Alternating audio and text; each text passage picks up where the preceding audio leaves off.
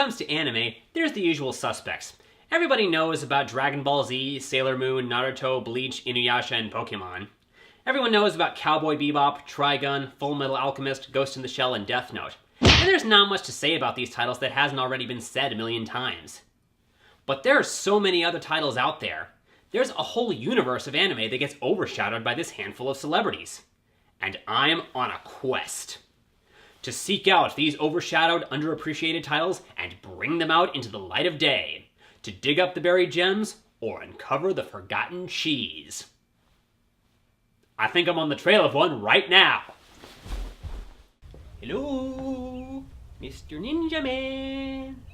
Where are you? Oh, I hired a ninja to help me in my search, and he promised he's got something really juicy for me. Something that dates back to the feudal days of old Japan. I just hope he hasn't got me stuck with a Naruto clone. Yeet! Ah! Oh, it's you! Why'd you have to do that? You let your guard down. Your enemy could strike from anywhere, and you would not know till you were dead. I'll have to remember that next time I'm at a anime convention. This treasure has been passed down to my clan since the Tokugawa shogunate.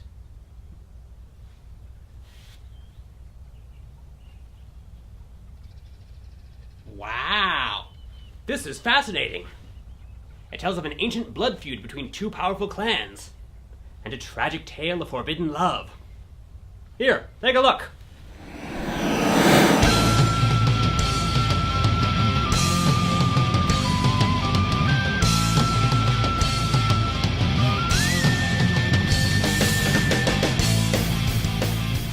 So this is Basilisk. The most succinct way I can describe the series, it's Romeo and Juliet meets Ninja Scroll. The year, by the Western calendar, is 1614, and what we have here are two ninja clans, the Koga Manjidani and the Iga Tsubagakure. These two clans have been blood enemies for 400 years, but for the past few decades, they've been bound by a no-hostilities pact, which forbids them from doing anything more to each other than just exchanging angry looks and harsh words. If you and your Koga ninja should ever pay a visit to Tsubagakure, you will be embraced with the same greeting we've received here. Only you won't walk away to tell about it! In light of this truce, the two young heirs to the leadership of these clans, Genosuke of the Koga clan and Oboro of the Iga, have fallen in love and are engaged to be married, with the hope that their union will finally bury the hatchet and allow their respective clans to move forward in peace. But unfortunately, things aren't destined to work out that way. See, the retired shogun, Tokugawa Ieyasu, who happens to have a bloated chin like a grapefruit, like seriously, what's up with that? He's got two grandsons, and a dispute has arisen over which of them will succeed him. The solution his aides have come up with? Rescind the No Hostilities Pact and let the two clans fight it out to determine who his successor will be. They write up a roster listing the 10 most skilled and high-ranking ninjas from each clan, and when all 10 from one side are dead, the one left standing will be the victor. So the two clans promptly get to work fighting and killing each other, crossing off each name in blood each time one of them dies. So the progression of the plot is sort of a countdown, as one by one each of the main characters is killed off. Meanwhile, our leading couple find themselves forced apart onto opposite sides of a war they don't want, and faced with the choice of killing the one they love or letting their respective clans be destroyed. That's some pretty heavy shit. The history of the clans is fraught with conflict, tragedy, and romance. My great-grandfather once loved a woman who said she would never marry a ninja. Really? She would only marry a Viking. Wow. The ninjas in this series all have these weird powers. One of the first big battles in the series is between this old guy with the big head who stretches his arms and legs like Mr. Fantastic, and this fat loudmouth who bounces and flies all over the place. There's no explanation given for why they have these abilities. They call them ninpo techniques in the series, but they don't really give any description of what that means. They're all just mutants, I guess. Mutant ninjas, how do you like that? At the start of each episode, before the opening titles, is a scene on a battlefield full of dead ninjas, where we see a snake fighting a hawk, supposed to be indicative of the two clans. I tend to think of the snake as representing the Koga clan, and the hawk as representing the Iga. The Iga wield techniques that tend to be more offensive and direct, like this big brute with the hair that moves like it's alive, or this guy who creates a deadly vortex with his breath. The Koga, meanwhile, have more defensive techniques, and rely more on stealth and surprise, like this guy who can copy someone's face and voice, making him the master infiltrator, or this big bruiser who can phase into a wall and move around inside it, and spring out and kill an unwary foe. Except he can only do this while naked. Also, there's room to talk about the women of these clans, as their abilities also seem to have running patterns. The women of the Iga clan use techniques that involve dazzling and disorienting their enemies, leaving them vulnerable. There's this girl who summons swarms of glowing butterflies, and this woman who secretes her blood out onto her skin and uses it to create a mist. I did say their powers were weird, right? Anyway, the women of the Koga clan have techniques that are geared more toward enticing unwary men with their sexuality and striking them dead when they get too close. There's this one whose breath turns to poison when she becomes aroused. Man, that's gotta suck. And this one who... Okay, this is getting really weird now. I swear I'm not making this up. She sucks blood through skin contact. Are you still turned on? Yeah. And what's with all these characters with physical deformities? I already mentioned old Grapefruit Chin here. There's the guy with the mottled skin who turns to sludge when he comes in contact with salt. And I also mentioned Mr. Big Head Stretchy Arms. Hey, you know, he kind of looks like an octopus, doesn't he? That reminds me, some of these characters do seem specifically designed to evoke a kind of animal. There's this guy here. He's shaped like a spider, he moves like a spider, and he's got the super sticky spit, which he can even make a web out of. Then there's this guy with no arms or legs. He looks like a snake, he moves like a snake, and he's got that tongue that...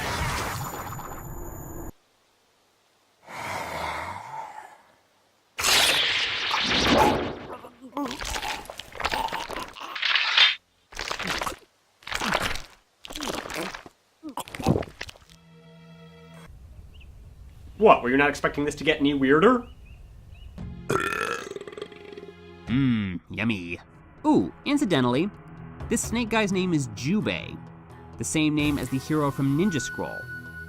And that Koga woman I mentioned with the poison breath, her name is Kagero, just like her name. And just like her Ninja Scroll namesake, she's a Koga ninja who poisons the men she comes in sexual contact with. And just like in Ninja Scroll, she's in love with the main hero. Kagero suffers an unrequited love for Genosuke, which is a big part of what drives her hatred for the Iga, especially Oboro. Another similarity to Ninja Scroll? The main villain. This guy, named Yakushiji Tenzen, is one of the Iga Ten, and a natural leader who takes charge of them early on. His ability? He is immortal. He gets killed time and again throughout this series, and he keeps coming back, just like Himuro Gemma in Ninja Scroll. Let me just say, if you watch this series and find yourself rooting for the Koga more than the Iga, this guy is probably the reason why. He's cruel, sadistic, and not once but twice in this series, he actually tries to force himself on Oboro. That's right, he's a rapist. Damn. There seems to be a running theme of blindness going on here. One of the Koga-ten, named Muruga Hyoma, is blind. Ironically, his ninpo technique involves looking in his eyes, where if you intend him harm, he drives you to turn your attack against yourself. Genosuke shares the same technique with him, these eyes of death presumably being where the title of Basilisk comes from.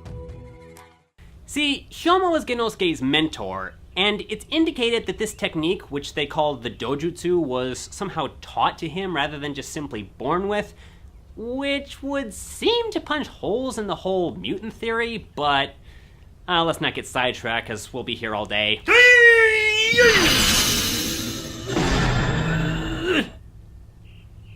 You fast learner! Anyway, Oboro also has an ability that involves the eyes. Eye contact with her effectively disables the ninpo techniques of others. Oboro is the resident pacifist on this show. She has no particular ninja skills, she doesn't fight or kill anyone, nor does she want anyone else to, and this ability falls right in line with her mindset. One look from her and your attack stops. Now, the other Iga ninjas try to pressure her to use her ability to make Genosuke vulnerable so they can kill him. Her response? She uses a potion to seal her eyes shut for 7 days and 7 nights. Thus, she's prevented from using her ability against the man she loves. But if you look at it symbolically, there's more to it than that. It's like she's closing her eyes to all the violence. She doesn't want anyone to fight, but when everyone is committed to fighting anyway, all she can do is choose not to watch. Then Genosuke gets hit with the same potion, also blinding him and taking his eyes of death out of the game. Then there's this guy I mentioned with the vortex breath. His name is Chikuma Koshiro. There's a scene where he tries to use his technique against Genosuke, but a look from Genosuke's eyes sends the attack back at him. Yeesh, that's nasty. So thereafter, Koshiro is also blind. This is nothing. My clan has 7 blind shinobi.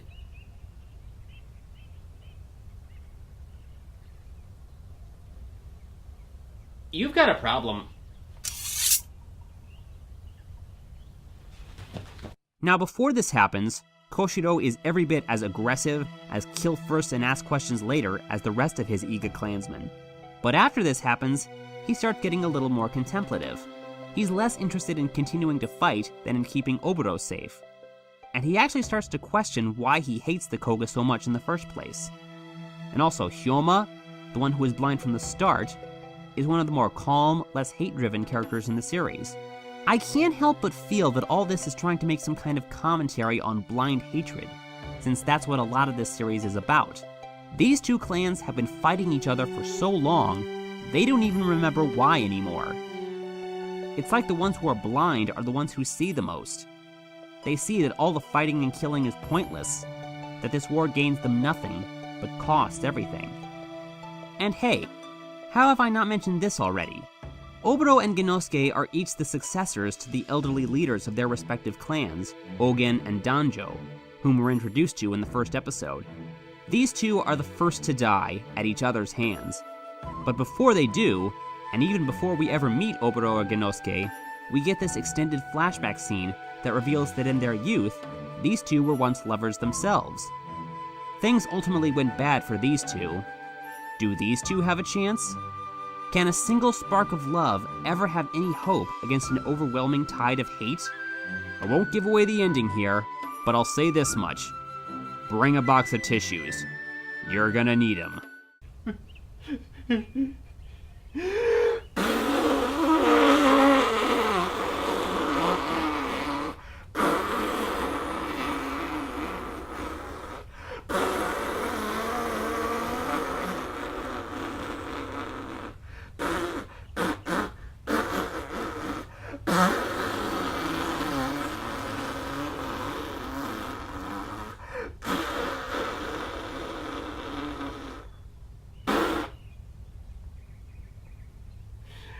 I'm such a softie. To sum things up, Basilisk is an epic series. It's intense ninja action with lots of emotional depth and intelligent writing to back it up. It's a story of love and hate, of life and death, chock full of material to analyze till the cows come home. Do not miss out on this one.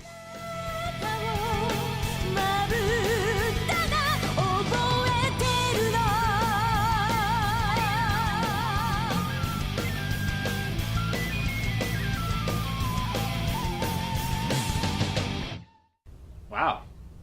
I've heard of ninjas having all kinds of fancy tricks, but I never knew you guys used to have crazy ninpo powers like that. You are foolish. We still wield the great ninpo techniques. Really? What's your technique? I have deceived your senses.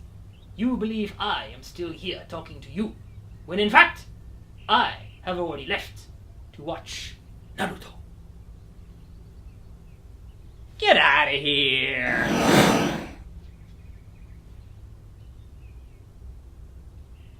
Well, he got out of here.